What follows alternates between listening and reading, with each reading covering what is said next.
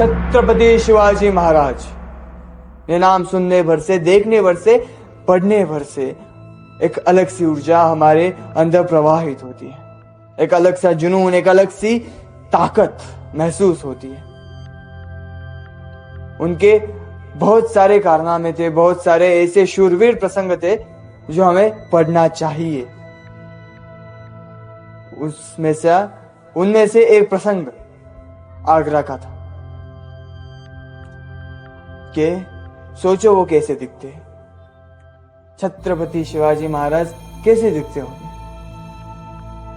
कि शिवराज स्वराज्य में, कि शिवराज्य स्वराज्य में सब मंगलमय हो रहा, सूर्य समान मुखमंडल तेजस्वी वो दिख रहा वो जैसे हिंदवी का नूर है, दिख रहा वो जैसे खुद भगवे का गुरूर है। क्या देखते होगे, क्या तेजस्वी आके, मुखमंडल सूर्य समान। कि शिवनेरी के गढ़ पे शिव सूर्य उदय हो रहा, अंधकार मुगलों का तख्त वो जो डूब रहा।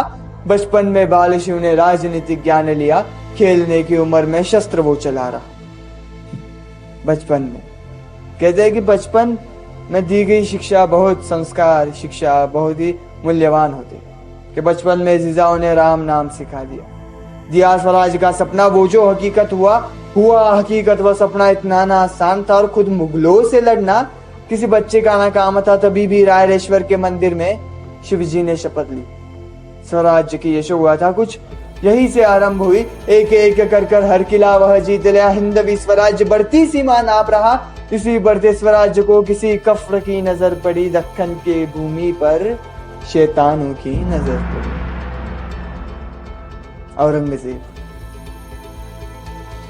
औरंगजेब नाम था उस शैतान का। क्या औरंगजेब कहते थे जिसने अपने पिता को ही कैद किया, अपने ही पापों का घड़ा खुद अपने हाथ भर लिया।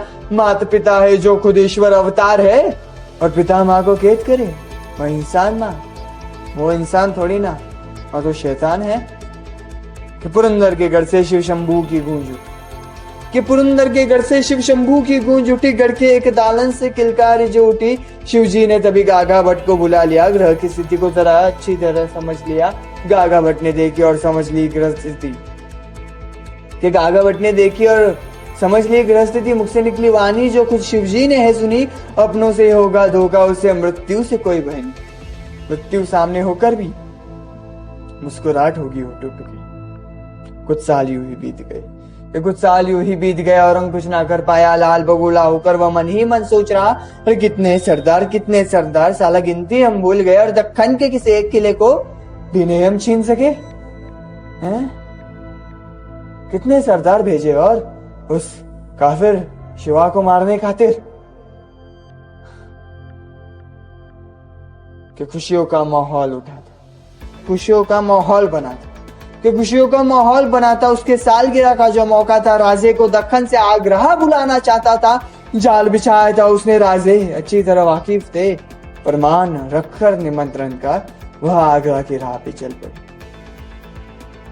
आगरा पहुंचते ही वो क्या देखते हैं कि शिवाजी महाराज क्या देखते हैं कि सामने बैठा था औरंग, कि सामने बैठा था औरंग। होठों पे मुस्कान लिए फंस गया है शिवा खुद संभाजी को साथ लिए मुजरा करने का हुक्म। ये मुजरा करने का हुक्म औरंग ने जब फरमाया, रची रचाया षड्यंत्र है जो खुद शिवाजी ने जान लिया। पीठ दिखाकर मोडेल पण वाकणार नाही, मराठ्यांची हीच गत असते नहीं का। पीठ दिखाकर चल पड़े शिवजी और नन्हे पांव से शंभू भाग रहे। लाल बगुला होकर वह छत्रपति को देख रहे। नजर कैद किया शिव शंभू को, पर सोच तो आजाद दी और उनके सोच को कैद करे इतने की समय जरूरत नहीं कि पेट दर्द के बहाने से दान करने की इच्छा मन में आई। शक्ति से बढ़कर युक्ति है, छत्रपति ने सीख सिखाई। फरार हो गए राजे बेशक, पर सालगिरह का तोहफा ना भूले। झेप लेकर उस गरुड़ ने कुछ पंख अपने छोड़ दिए।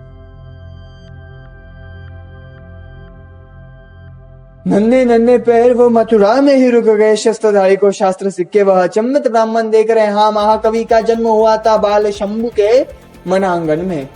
जीवंत पुत्र को मृत्यु घोषित कर। क्या बीती होगी उस बाप की कि नन्हे नन्हे पैर वो मथुरा में ही रुक गए। शस्त्रधारी को शास्त्र सीखते वह अचंभित ब्राह्मण देख रहे। हाँ, महाकवि का जन्म हुआ था बाल शंभु के मन आंगन में। जीवंत पुत्र को मृत्यु घोषित कर। क्या बीती होगी इस बाप पे। रायगढ़ पे थे पहुंचे शिवजी। रायगढ़ पे पहुंचे थे शिवजी, पर संभाजी ना साथ में थे। प्रश्न पूछे सभी ने फिर भी, कि प्रश्न पूछे सभी ने फिर भी उत्तर किसी को ना मिले। शुक्रिया।